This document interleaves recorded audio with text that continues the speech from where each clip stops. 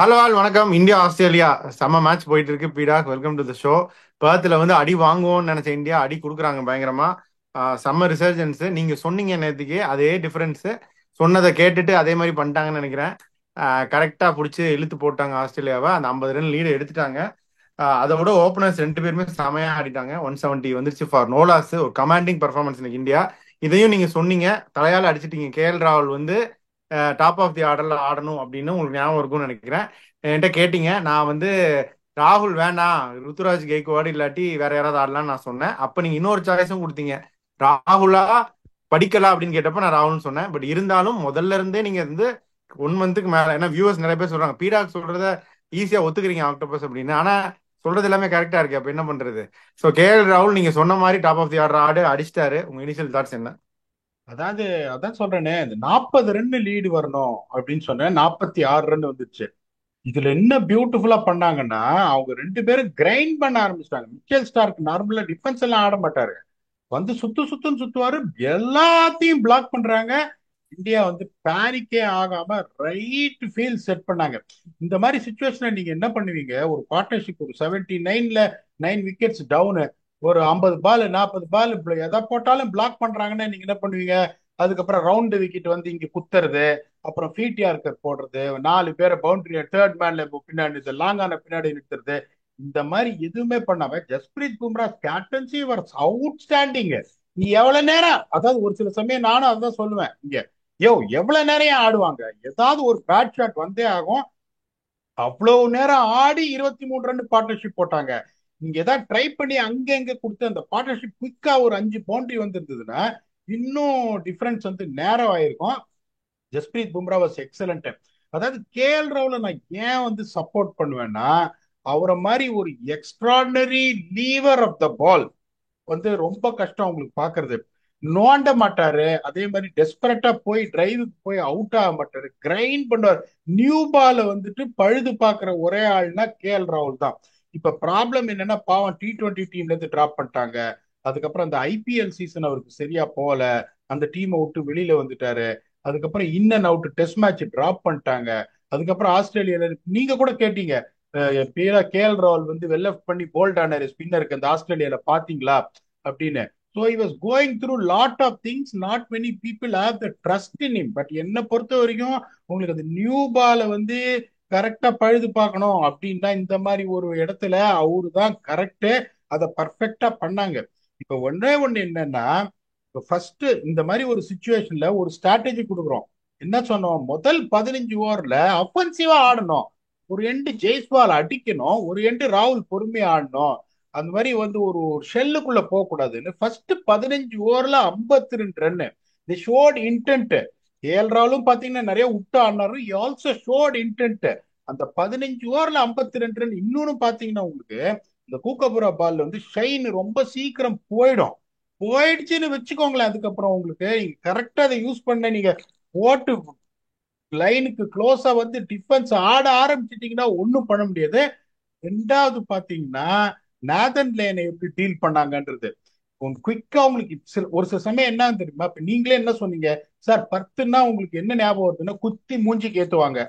அதே மாதிரி ஒரு டீம் 150 ஆல் அவுட், இன்னொரு டீம் 104 ஆல் அவுட். நீங்க என்ன பண்ணீங்க? ஒரு ஸ்பின்னர் வந்தீங்கன்னா சரி, இவன் ஸ்பின்னர் வரான், ஒரு ரெண்டு ஒன்னு அடிச்சு ஏதாவது ரன்னு சேர்த்திக்கலாம். இப்படிதான் வந்து நிறைய விக்கெட்ஸ் அவருக்கு. Is the leading wicket taker இந்த 4 test matches. Stats what we gave. அந்த பிரஷர் ஃபாஸ்ட் பாலர்ஸ் கிரியேட் பண்ணுவாங்க. இப்படி அப்படியே ஓவர் ஸ்பின் போடுவாரு. தப்பட்டி போய் அடிக்க போய் விக்கெட் விழுந்துரும் இருக்கு. That is the reason I said why spinner is important here. ஆனா இன்னைக்கு எப்படி ஆடினாங்க அப்படின்னா, இப்ப எல்லாருமே என்ன சொன்னாங்க? இந்த 3 டெஸ்ட் மேட்ச் வந்து சரியா ஆடல இந்தியா நியூசிலாண்டோட. இந்தியாவோட ஸ்பின் வந்து ரொம்ப கேவலமா ஆடினாங்க. இன்னைக்கு பியூட்டிஃபுல்லா ஆடினாங்க. உங்களுக்கு மோஸ்ட் இம்பார்ட்டன்ட் திங் என்னன்னா, எப்படி என்ன பிளானோட போறீங்க? ஒவ்வொரு போலருக்கும் ஒரு ஸ்பின்னர் போடுறான்னா அவனை எப்படி அட்டாக் பண்ணலாம், எப்படி டிஃபெண்ட் பண்ணணும், எப்படி என்ன செட் பண்ணுவான், இதெல்லாம் நீங்க பார்த்துட்டு போனீங்கன்னா இந்தியா மாதிரி ஒரு டீமை நீங்க அசைக்க முடியாது. இப்ப அவங்களுக்கு பிக்கஸ்ட் ஃபெயிலியர், ரெண்டு டேக் அவேஸ் ஃபார் இந்தியா என்னன்னா, இந்த ஃபர்ஸ்ட் 15 ஓவர்ல டெம்போ ஏத்தினது, அதுக்கப்புறம் இந்த way they played Netherlands 13 overs with discipline. இப்ப உங்களுக்கு வந்து நான் இப்ப நேத்துக்கு நீங்க கேட்கும் போது நான் சொன்னேன் 40 ரன் லீட் எடுக்கணும். 260 ரன் இந்தியா லீட் வந்துட்டாங்கன்னா கடவுளே வந்தாலும் ஆஸ்திரேலியாவை காப்பாற்ற முடியாது அப்படின்னு. இப்ப உங்களுக்கு வந்து தி lead is inching close to 260 மேல எவ்வளவு போனாலும் வின்னிங் மார்ஜின் இந்தியா.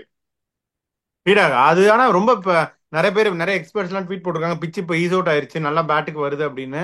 அவங்க ஈஸியா அவங்களும் பேட்டிங் கண்டிஷன்ஸ் இம்ப்ரூவ் ஆயிடுச்சு அப்படின்னு சொல்றாங்களா. அப்ப அவங்களுக்கும் ஈஸியா இருக்கும்ல ஆஸ்திரேலியாவுக்கும். இது எப்படின்னா, யாருன்னே தெரியாத ஒரு ஹீரோ வந்து ஒரு படத்தை எடுத்து உங்களுக்கு வந்து அது சில்வர் ஜூப்ளி ஆச்சுன்னா, அந்த படம் எப்படி இருக்குன்னு யாரும் பார்க்க மாட்டாங்க. என்ன இருந்தாலும் சரி, எல்லாருமே நல்லா இருக்குன்றாங்க.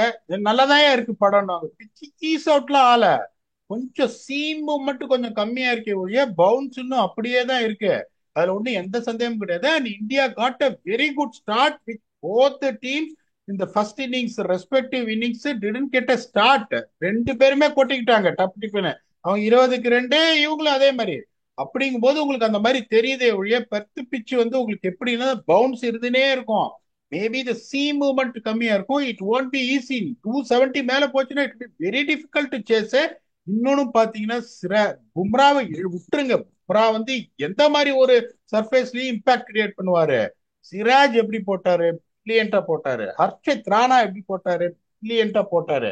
பெருசா வாஷிங்டன் சுந்தரை நீங்க யூசர் பண்றதுக்கு வாய்ப்பு வரல. நிதிஷ் ரெட்டியும் டீசெண்டா போட்டாரு. அப்படிங்கும் போது all they got to do to continue the process. என்ன பொறுத்த வரைக்கும் நான் சொல்றேன், 270 வந்ததுன்னா ஆஸ்திரேலியா வந்து சேஸ் பண்றது கஷ்டம். ஆனா இந்தியா என்ன பண்ணணும்னா, அதெல்லாம் அவங்க யோசிக்கவே கூடாது. தேர்ட் டே ஃபுல்லா நான் எப்படி ஆடி நான் ஆல் அவுட்டா இருக்கேன். 5 நாள் எதுக்கு ஆடுறீங்க கிரிக்கெட்? 4 நாள்ல முடிக்கிறதுக்கா? சோ இன்னைக்கு ஃபுல்லாவும் அவங்க பிரெயின். அவங்க ஆக்ஷன் பார்க்க வேணாமா? ஓ என்ன சார் இந்த மாதிரி சஜஷன்லாம் கொடுக்காதீங்க சார், நீங்க வேற. ஆக்ஷன்லாம் வேண்டாம், இங்க ஆக்ஷன் தான் பார்க்கணும். நான் ஆக்ஷனோட இன்னொன்னு தெரிஞ்சுக்கோங்க. 4 டெஸ்ட் மேட்ச் மார்ஜின்ல ஜெயிச்சாதான் BGT final, providing expecting South Africa to beat Sri Lanka and Pakistan. அது எப்படி போகும் நமக்கு தெரியாது. வெளியில இருக்கிறத நம்மளால கண்ட்ரோல் பண்ண முடியாது. இப்ப நீங்க போயிட்டு அவனுக்கு ஒரு அடி கொடுத்தீங்கன்னா, இப்ப உங்களுக்கு என்ன ஆச்சு? இப்ப இந்தியா நியூசிலாந்து சீரிஸ் என்ன ஆச்சு உங்களுக்கு? நீங்க வந்துட்டு திருப்புளி கொடுக்குறேன்னு சொல்லிட்டு நல்லா இருந்த பிச்சு திருப்புளி கொடுத்து ஹியூமிலியேஷன் வாங்கினீங்க. இவன் அதே ரூட்டை தான் எடுக்கிறான்ப்பா. இப்ப இவன் என்ன நினைச்சிட்டு இருக்கான்? அடி வாங்கின்னு வந்திருக்காங்க இந்தியா, மூஞ்சிக்கு போட்டா ஓடிடுவாங்க அப்படின்னு அவன் பொருள் எடுத்து அவனே அவன் ஊர்லயே போய் போட்டிருக்காங்க. போட போறாங்க, அதுல சந்தேகமே கிடையாது. அவங்க திருப்பி என்ன பண்ணுவாங்க? டெஸ்பரேட் ஆகி இன்னும் பேசி ட்ராக் கொடுப்பாங்க. அதுக்கு தேவை என்னன்னா அவனை இங்க உடைச்சிடணும். இப்ப ஜெயிக்கிறது எப்படி ஜெயிக்கிறதுன்றது பெருசு இல்ல. இப்படி மூஞ்சில குத்தினீங்கன்னா ரத்தம் வரணும் மூக்குல இருந்து, அந்த மாதிரி ஒரு அடி கொடுக்கணும். அதுக்கு என்ன பண்ணணும்? நீ ஹோல் டே ஆடிடணும். இதே மாதிரி ஒரு 3 ரன் 2 ரேட்ல ஆடினாங்கன்னா இன்னைக்கு ஒரு 270 அடிச்சிருவாங்க. 270 அடிச்சாங்கன்னா 470 ரன் லீடு போயிடும். வாய்ப்பே கிடையாது. என்ன கேட்டீங்கன்னா every single run what there scoring 270 plus is going to be the winning margin for India, என்ன பொறுத்தவரை. அதுதான் நம்ம போன தடவை டிஸ்கஸ் பண்ணோம். நான் கூட சொன்னேன்ல, அந்த 90ஸ்ல பாத்தீங்கன்னா அந்த டிராவிட் லக்ஷ்மண்லாம் உட்காந்து ஒரு நாள் ஃபுல்லா டெண்டுல்கர் கங்குலி எல்லாரும் சேர்ந்து அந்த அப்ரோச்சுக்கு அவங்க வந்துட்டாங்க. இன்னைக்கு கிரைண்ட் பண்ணாங்க, நீங்களும் சொன்னீங்க. அதே மாதிரி நாளைக்கு ஆடிட்டாங்க அப்படின்னா மேட்ச் க்ளோஸ் அவுட் ஆயிரும். இன்னொரு பஞ்சாயத்து இருக்க பீடா, அடுத்த மேட்ச் ரோஹித் சர்மா வந்து பெட்டி எடுத்துட்டு வந்து நின்றுவாரு. ஸோ துருவ் ஜூரல்ல கை வச்சிருவாங்க அப்படின்னு தான் நான் நினைக்கிறேன். இப்போ கேஎல் ராகுல், இப்போ நீங்களும் சொன்னீங்க டாப் ஆஃப் தி ஆர்டர் ஆடணும், ப்ரூவ் பண்ணிட்டாரு. அதே மாதிரி நானும் ஒரு ஸ்டார்ட் எடுத்து பார்த்தேன். 2021க்கு அப்புறம் most runs highest average in Sena countries among Indian batters KL ராகுல் நம்பர் 1. ஸோ உங்களுக்கு பெட்டர் டேட்டா எல்லாமே நான் பார்த்ததும் அப்படிதான். ஸோ அப்படிப்பட்ட ஒரு கேஎல் ராகுல் இப்போ திருப்பி ரோஹித் சர்மா வந்துட்டா திருப்பி நம்பர் 5 நம்பர் 6 இறக்குறதுக்கு நியாயமா? இல்லை எப்படி துருவ் ஜூரல்ல கை வச்சிருவாங்க? இப்போ பேட்டிங் ஆடுறப்ப என்ன பண்ணுவாங்க? இது ரொம்ப கஷ்டமான கேள்வி நீங்க கேக்குறீங்க. நீங்க துருவ் ஜூரலை பத்தி பேசுறீங்க. இப்ப படிக்கல் அடிக்கலைன்னா படிக்கல் தான் கை வைப்பாங்க, துருவ் ஜூரலை கை வைக்க மாட்டாங்க. இப்ப ம். என்னன்னா இப்ப செகண்ட் இன்னிங்ஸ்ல ரேஸ் எப்படின்னா ஆமையா முயலான்னு இருக்கு. இப்ப படிக்கல் அடிச்சுட்டாருன்னா he will safeguard his place. இப்ப இவங்க எப்படி யோசிப்பாங்க? கேஎல் ராகுல் now has been demoted to number 5 number 6 over period of time. இப்ப மேக் ஷிஃப்ட் ஓபனரா தான் கொண்டு வந்திருக்காங்கன்றதுல அவங்க என்ன பண்ணுவாங்கன்னா, இப்ப துருவ் ஜூரல் நீங்க சொல்ற மாதிரி அடிக்கலன்னா படிக்கல் இஸ் டாப் ஆர்டர் பேட்ஸ்மேன். அவர் அப்படியே நம்பர் 3ல வச்சுட்டு ரோஹித் சர்மா ஓபன் பண்ணிட்டு கேஎல் ராகுல் திருப்பி 6க்கு தள்ளுவாங்க. அது தப்பு என்ன பொறுத்த வரைக்கும். நான் திருப்பியும் சொல்றேன். இப்ப நீங்க கேள்வி கேட்பீங்க, சரி அதை விடுங்க, அப்ப எங்க ஆடுவீங்க ரோஹித் சர்மாவான்னு கேட்பீங்க. நான் என்ன பண்ணுவேன்? நான் இப்படி சொன்னா வியூவர்ஸ்க்கு எல்லாருக்கும் புரியும். தெரியாது. இப்ப ரோஹித் சர்மா ஆடியா ஆடும், எப்ப ஆடுவாரு தெரியாது. இப்படி சொல்லிட்டீங்களா பீடா? இல்ல, இப்ப நீங்க என்ன கேட்டீங்கன்னா ஆர்சஸ் ஃபார் கோர்சஸ்னா this opening pair to stick on to the rest of the series no matter correct. How this result goes. நான் நீங்க கேஎல் ராகுல் இப்ப ஆடுறத வச்சு சொல்லாதீங்க. ஃபர்ஸ்ட் இன்னிங்ஸ்ல எல்லாரும் கொட்டிக்கிட்ட போது he was looking so confident. only a decision like that unfortunately was a reason for him getting out. இல்லைன்னா first இன்னிங்ஸா ஒரு ஃபுல்லா கேரி அவுட் ஆற மாதிரி தெரியல. ஃபர்ஸ்ட் இன்னிங்ஸும் ரொம்ப நல்லா ஒரு ஆடினாரு. அப்படிங்கும் போது ஆஸ்திரேலியால திருப்பி சொல்றேன், அந்த குக்கபூரா முதல் 15 ஓவர் இம்பார்ட்டன்ட் போது நான் என்ன பண்ணுவேன், ஈகோ எதுவுமே இல்லாம இவங்க 2 பேரையும் ஓபன் பண்ணி வச்சு ரோஹித் சர்மாவை நம்பர் 3 இறக்கி விட்டுருவேன். ஆனஸ்ட்லி ஸ்பீக்கிங், இப்போ உங்களுக்கு வேண்டியது என்ன சார்? டெஸ்ட் சீரிஸ் ஜெயிக்கணும், அதுக்கப்புறம் நீங்க பிஜிடி ஃபைனல்ஸ் போகணும். அதுதான் உங்களுக்கு முக்கியமா, இல்ல நீங்க யாரை எங்க எந்த ஸ்லாட்ல ஃபில்அப் பண்ணி ஹாப்பியா வைக்க போறீங்கன்றது ரொம்ப முக்கியமா? என்ன பொறுத்த வரைக்கும் நான் தான் சொல்லுவேன், it's not going to be a big difference for you to open the batting or bat at number 3. I want to settle the opening pair now. அப்படிங்கும் போது யசஸ்வி ஜெய்ஸ்வால் பாருங்க என்ன கன்சிஸ்டன்டா ஆடிட்டு இருக்காரு. ஈவன் ஆமாமா. திஸ் அப்படிங்கும் போது அவர் தான் வந்து அந்த பிரிஸ்க் ஸ்டார்ட் கொடுத்து is putting the opposition under pressure. இன்னொரு பக்கம் இந்த மாதிரி ஒரு ஆளு, யோ எதுக்கே நீ பேட் கையில வச்சிருக்கேன் எல்லா பாலையும் விட்டுனே இருக்கிறதுக்கு, அப்படிங்கும் போது also think about something. Rohit சர்மாவும் அன்பார்ச்சுனேட்டா பாவம் ஃபார்ம்ல இல்லாம வராரு. ஒரு ஸ்டார்ட் கிடைக்குது, ஒரு 65 for 1 ஸ்டார்ட், பால் ஓல்ட் ஆயிடுச்சு. ஒரு பக்கம் நாதன் லைன் போட்டுட்டு இருக்காரு, ஒரு பக்கம் வந்துட்டு ஒன் சேஞ்ச் போலர் போட்டுட்டு இருக்காரு. How much will that suit Rohit Sharma to get back to form, get some runs and also get his confidence back ன்னு தான் யோசிக்கணும் ஒழிய. இப்ப நீங்க அந்த மாதிரி நீங்க கேட்டீங்கன்னா பாருங்க, I always speak very highly about Rohit Sharma. அவருக்கு பெரியப்பான்னு ஒரு பேர் எல்லாம் கொடுத்துருக்கேன். Rohit Sharma of late test மேட்சஸ்ல what exactly was his form according to you and how many impact knocks or match winning knocks of late has played for India? Unfortunately அவரும் ஃபார்ம்ல இல்ல. அப்படிங்கும் போது இப்போ ஒருத்தர் ஃபார்முக்கு வந்திருக்காரு, செட் ஓப்பனிங் பேர் ரைட்டுங்கும் போது அந்த ஓப்பனிங் பேரை உடைக்காம Rohit Sharma has to come at number 3 என்னோட தாழ்மையான கருத்து. இதை நீங்க ஒத்துக்கிறீங்களா? Viewers can also comment on the same. ஆமா, இதை நான் ஒத்துக்கிறேன், 100% ஒத்துக்கிறேன். அப்படின்னா படிக்கல் கை வைப்பாங்க. சரி, அவர் அதை நேற்று நம்ம பேசணும், அவர் வந்துட்டார் உள்ள, அது ஒரு ரன்னாவது கொடுத்துருக்கலாம். திருப்பி அடுத்த மேட்ச் உட்கார வச்சாலும் அவர் மைண்ட் செட்டையும் பார்க்கணும். பட் ஃபைன், ரோஹித் சர்மா வந்தால் வேற யாரும் கை வைக்க முடியாது, படிக்கிறது தான் கை வைக்கணும். ஜெய்ஸ்வால் நம்ம ஏற்கனவே ஃபேண்டசிலேன்னு நீங்கள் கேட்டப்ப நான் சொன்னேன், ஜெய்ஸ்வாலை எடுத்துடலாம். கோலியா ஜெய்ஸ்வாலானா, கோலி எடுக்கணும்னு ஆசை, ஆனால் நான் ஜெய்ஸ்வால் தான் எடுப்பேன்னு. ஒரு இப்போ ஜெய்ஸ்வால் வந்து டாப் பிளேயர் ஆயிட்டார் இப்போ. ஸோ இந்த 3-2 நீங்கள் சொன்ன மாதிரி மாற்ற முடியாது பீடா. 3-4 ரோஹித்தையும் கோலியும் ஆடணும் இப்போதைக்கு. Will see have hope for them to come good, அவ்வளோதான். அடுத்தது அப்படியே செட்டில் ஆயிடுச்சு. அதுக்கு முன்னாடி நீங்கள் சொன்ன மாதிரி நாளைக்கு ஃபுல்லாக இவங்க கிரைண்ட் பண்ணிட்டாங்கன்னா கதவை அடைச்சிடலாம். பட் ஆஸ்திரேலியா அவங்க கேம் பிளான் என்னவா இருக்கும்? அவங்க ஜெயிக்கிறதுக்கு வாய்ப்பே இல்லையா? ஜெயிக்கணும்னா அவங்க என்ன பண்ணணும்? இப்ப இது 172 ஃபார் நோலாஸ மறந்துட்டு நாளைக்கு அவங்க வரணும். That is a mindset they should come. Test cricket ஒன்னே ஒன்று சொல்றேன் பாருங்க, இப்ப நீங்க எட்ஜ் என்னன்னு கேட்டீங்கன்னா it 74-26 in favour of India from 51-49.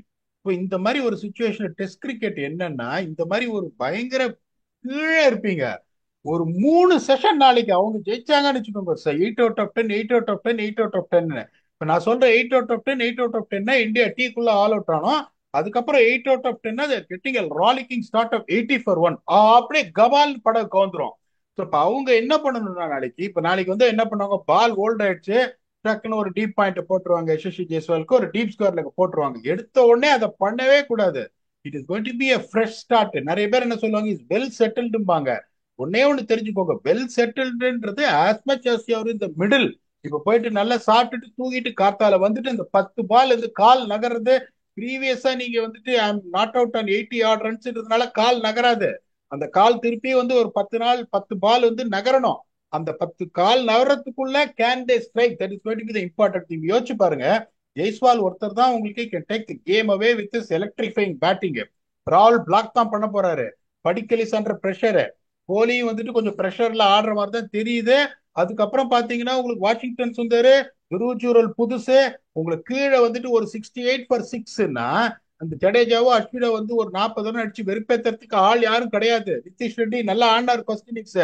டபக்குன்னு உங்களுக்கு 172 ஃபார் நோலாஸ்ல இருந்து 217 ஃபார் 5 ஆறதுக்கு வாய்ப்பு இருக்கும் போது ஆஸ்திரேலியாவோட மைண்ட் செட் என்ன பண்ணும், அந்த 172 ஃபார் நோலாஸ ஒதுக்கி வச்சுட்டு ஃபர்ஸ்ட் 40 மினிட்ஸ் எவ்வளவு அட்டாக்கிங்கா நான் வந்துட்டு இந்த ஓல்டு பால் இது பண்ண போறேன். அவங்க டிஃபென்சிவ் டாக்டிக்ஸ் எடுத்து ஒரு 7 ஓவர் விக்கெட் கொடுக்காம இந்தியா ஆடிட்டாங்கன்னா அங்கேயே கதவு அடிச்சிடும். என்ன பொறுத்த வரைக்கும் என்னோட இதுல நான் சொல்றேன், பெருத்து நான் பார்த்தது வரைக்கும் இப்ப ஒன்னே ஒண்ணு சொல்றேன் பாருங்க, இந்த கமெண்டேட்டர்ஸ் எப்படின்னா, இப்ப உங்களுக்கு வந்து ஒரு மூணாவது நாள் ஒரு 4 பால் பயங்கரமா ரிவர்ஸ் அப்படி இப்படிதான் ஆச்சுன்னு வச்சுக்கோங்களேன், அன்பிளேயபிள் பிட்ச்ன்றுவாங்க.